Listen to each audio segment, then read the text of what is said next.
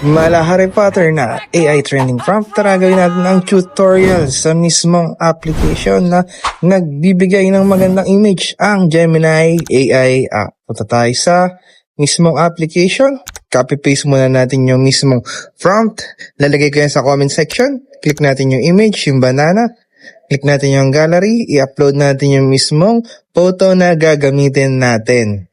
Pagkatapos niyan, pwede na nating i-click yung arrow pa kanan. Ayan. Para enter na rin. Ayan, wait lang natin siyang mag-load. Pagkatapos niyan, magbibigay na yan ng image na malahari pattern. Yan. Follow nyo naman ako sa mismong Facebook page ko, Alvin.edit. Ayan. Click lang natin yung download button sa bandang taas sa kanan. Yan, download natin. So, paano nga ba to pagalawin ng ganito, di ba? Aangas. Punta lang tayo sa mismong Meta AI application.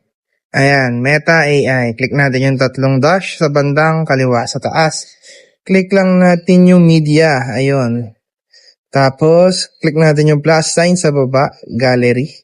Ayan, hanapin natin yung mismong image. Ayun yung pangalawa. Ayan. Wait lang natin siyang mag-load.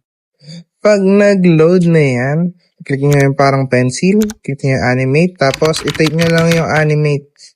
Click nyo yung arrow up sa bandang kanan. Ayan. Wait nyo lang mag-load.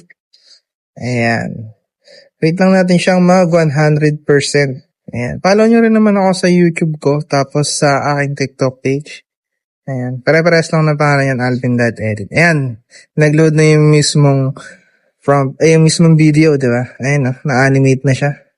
Ayan, paano nga ba ito i-download? Click lang natin yung mismong video.